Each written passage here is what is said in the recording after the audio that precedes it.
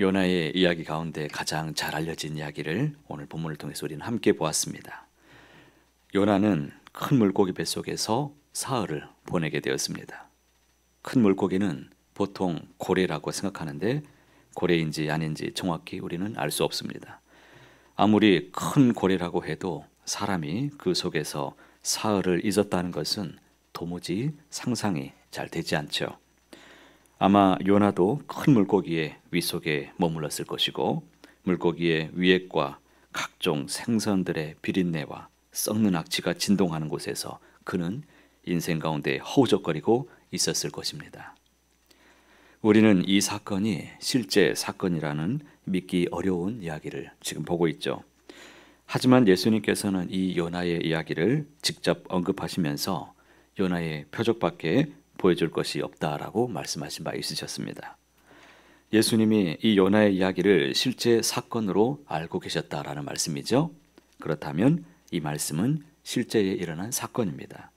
다만 우리가 생각하는 것처럼 그렇게 피노키오의 이야기처럼 편안한 상황이 아니라 깜깜한 물고기 윗속에서 썩은 생선들과 위액에서 뒤엉켜 있는 그야말로 상상도 못할 끔찍한 상황이라는 것을 우리는 알 수 있습니다.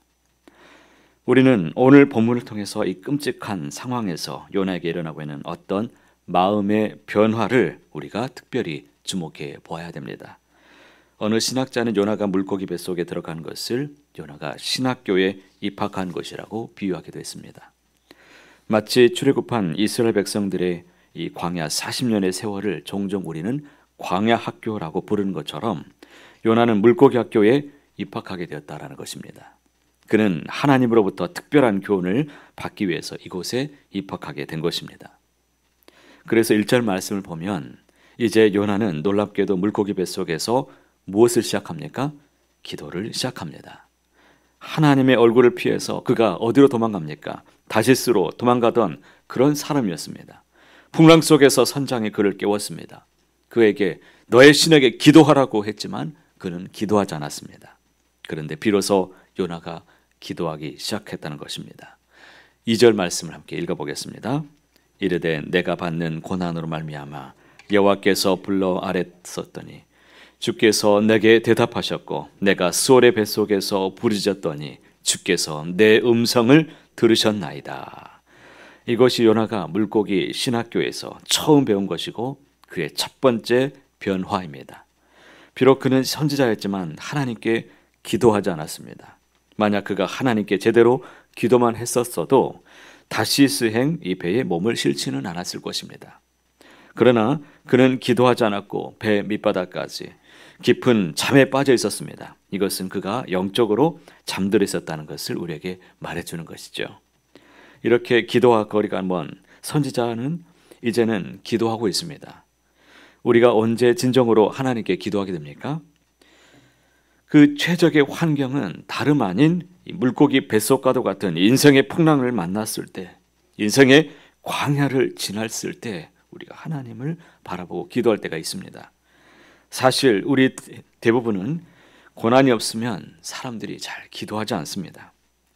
그래서 하나님은 인생의 어느 날 갑자기 순풍이 아니라 역풍을 만났을 때 갑자기 고난을 우리에게 허락하실 때가 있죠. 이 고난 가운데 사람들이 기도하게 되고 기도함으로 하나님의 뜻을 찾고 그렇게 나아가게 되는 것을 보게 됩니다. 이처럼 고난 속에서 하나님을 바라보고 고난의 의미를 묻게 되고 기도하는 그 사람에게는 무엇이 있습니까? 소망이 있습니다. 다윗은 고난을 많이 체험했던 사람이죠. 그 고난의 의미를 그는 너무나 잘 알고 있었습니다. 시편 119편에 이런 말씀이 있습니다. 고난 당하기 전에는 내가 그릇 행하였더니 이제는 주의 말씀을 지키나이다. 고난 당한 것이 내게 유익이라. 이로 말미암아 내가 주의 율례들을 배우게 되었나이다. 여러분, 어느 날 갑자기 고난이 찾아왔을 때 놀라거나 낙심하지 마시길 바랍니다. 기도라는 하나님의 사인이 우리 앞에 있다는 것을 꼭 기억하십시오. 그 속에서 하나님의 뜻을 구하시길 바랍니다. 계속해서 2절을 보면 요나는 하나님의 응답을 받습니다. 이것이 하나님이 자신을 이 부르심을 들었기 때문이라고 그가 고백합니다. 주께서 내 음성을 들으셨나이다. 주께서 내 음성을 들으셨나이다. 마침내 그는 하나님의 계획과 섭리 안에서 자신을 바라보게 되었습니다. 요나는 자신을 바다 가운데 던져 넣은 것이 이 뱃사람들이 아니라 하나님이라고 고백하고 있습니다. 그리고 그를 둘러 덮은 것은 그냥 파도가 아니라 주의 파도라고 말합니다. 이 모든 일의 배후에는 주님이 계셨고 주님이 하신 일이라는 이 사실이 믿어진다면 역사가 일어나게 될 것입니다. 신앙이 자라나게 됩니다. 진정 하나님의 음성을 듣고 깨닫게 되는 것입니다. 이처럼 하나님 앞에 진심으로 기도하면 하나님의 응답을 받는데 그것은 이 모든 것이 하나님의 섭리라는 사실을 우리가 깨달아 알게 된다라는 것입니다. 요셉은 17살 때 형들이 애굽에 팔려 하루아침에 노예가 된 신세가 되지 않았습니까? 아마도 요셉도 인간인지라 언뜻 그는 복수와 증오심에 휩싸이곤 했을 것입니다. 사춘기 나이에 그는 깊은 절망의 바다에 빠졌습니다. 하지만 그는 하나님을 바라보는 믿음의 사람이었습니다. 그래서 마침내 형들에게 복수할 수 있는 좋은 기회까지 만났을 때 그와 같이 고백합니다. 창세기 45장 5절에 당신들이 나를 이곳에 팔았다고 해서 근심하지 마소서, 한탄하지 마소서. 하나님이 생명을 구원하시려고 나를 당신들보다 먼저 보내셨나이다. 할렐루야. 이 모든 것이 하나님의 섭리임을 깨달아지고 이렇게 고백하게 되었습니다.